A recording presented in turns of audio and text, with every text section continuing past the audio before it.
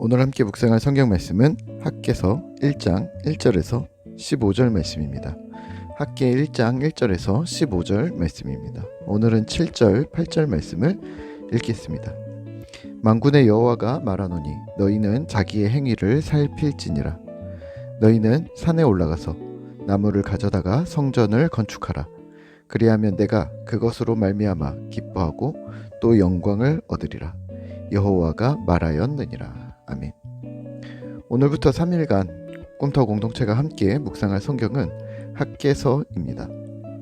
학개 선지자는 지난주까지 묵상한 에스라서 전반부에서 등장하기 때문에 우리에게 익숙한데요. 포로 귀환에서 돌아온 이스라엘이 성전 재건을 중단했고 그 사건이 어떻게 다시 시작되었는지 에스라에서는 간략하게 묘사합니다. 오늘 학개서를 통해서 학개 선지자는 이스라엘을 향해 어떤 메시지를 구체적으로 전했는지, 그리고 또 그 메시지를 통해 이스라엘은 하나님 앞에서 어떤 결단을 하게 되었는지 구체적으로 살펴볼 수 있을 듯합니다. 우선은 이스라엘의 포로 귀환이 3번에 걸쳐 있었다는 것을 기억하시면서 1차 포로 귀환에는 스룹바벨과 대제사장 예수아라는 지도자가 앞장을 섰고, 또 2차 포로 귀환에는 에스라, 3차 포로 귀환에는 느헤미야가 주도적인 역할을 했음을 기억하시고요. 학개 선지자는 1차 포로 귀환에 얽힌 스토리 중에 등장하고 있습니다. 1차 포로 귀환이 스룹바벨과 예수아를 통해 시작되었고 성전 건축이 즉시 시작되었습니다. BC 536년쯤인데요. 하지만 6년 동안 대적들의 방해와 해방으로 인해 성전 건축이 중단됩니다.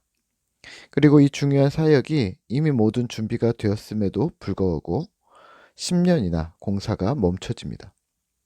하나님께서 인도하시는 사역임에 틀림없었으나 대적들의 회방, 고난과 역경으로 인해 그 역사가 멈췄던 것이죠.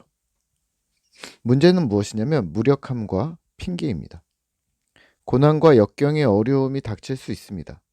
우리의 실력과 능력의 한계 때문에 또는 상황 때문에 움츠러들 수 있습니다. 하지만 본분을 망각하고 해야 할 사명들을 뒤로하고 엉뚱한 곳을 향해 삶을 소비하고 있다면 그건 죄가 될 수 있습니다. 회사로 말하면 배임죄인 거죠. 하나님의 것을 횡령하지 않았다고 나는 아무런 죄가 없다고 말할 수 없습니다. 맡겨진 사명, 마땅히 그 자리에서 해야 할 일을 하지 않는 것, 그것이 직무유기이며 배임이 되는 거죠. 그래서 야고보 사도는 이렇게 말했습니다. 모두가 선생이 되려 하지 말라. 선생된 우리가 더 큰 심판을 받을 줄 알라. 학개 선지자는 하나님의 원망 섞인 메시지를 전합니다. 4절과 5절입니다. 이 성전이 황폐하였거늘 너희가 이때에 판벽한 집에 거주하는 것이 옳으냐? 그러므로 이제 만군의 여호와가 이같이 말하노니 너희는 너희의 행위를 살필지니라. 아멘. 내 성전은 황폐한 채로 있는데 너는 호화 주택에 살고 있는 것이 가당하냐고 물으십니다. 그리고 너희는 이제 자신의 평소의 행실을 살피라. 평소의 말과 생각과 행동이 진정 하나님을 경외하는 자, 사명을 받은 자로 살아가고 있는가 스스로를 점검하라는 말입니다. 7절과 8절입니다. 만군의 여호와가 말하노니 너희는 자기의 행위를 살필지니라. 너희는 산에 올라가서 나무를 가져다가 성전을 건축하라. 그리하면 내가 그것으로 말미암아 기뻐하고 또 영광을 얻으리라. 여호와가 말하였느니라. 아멘. 성전을 건축하라. 무슨 말일까요? 사명을 감당하라는 말입니다. 이 땅에서 주어진 사명, 너에게 마땅히 주어졌지만 내가 지금 기피하고 있는 그 사명, 이러저러한 핑계를 대며 시간을 허송세월하에 보내고 있는 그 사명을 다시 기억하고 사명의 자리로 다시 돌아오라는 촉구입니다. 오늘 우리는 어떤가요? 혹시 나에게 요하고 계시는 그 하나님의 사명의 자리는 어디이고 무엇일까요?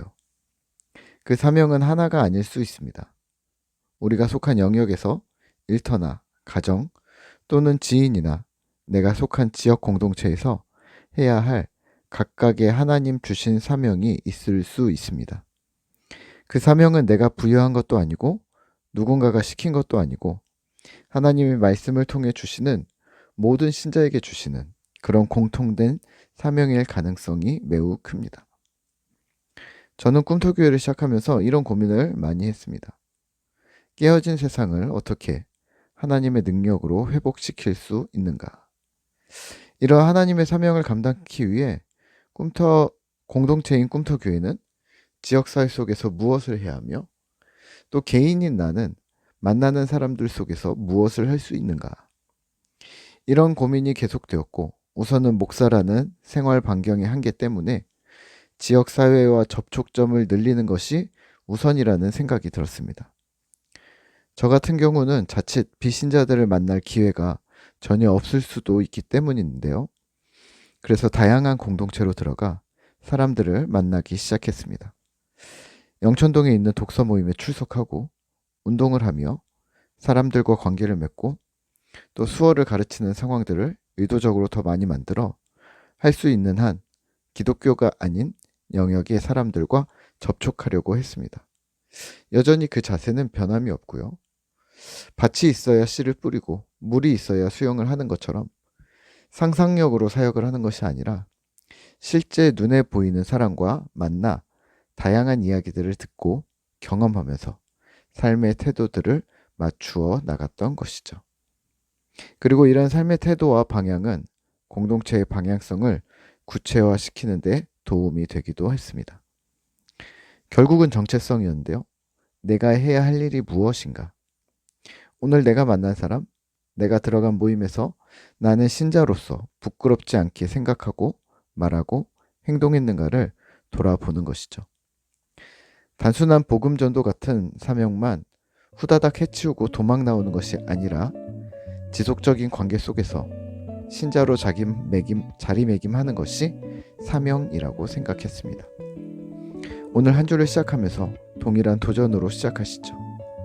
오늘도 하나님 나라 백성의 정체성으로 살아가기, 그리고 신자의 품위를 잃지 않기. 쉽지 않지만 그렇다고 어려워 도망치지 않고 본분을 기억하며 힘을 내는 신실한 꿈터 공동체 되기를 기도합니다.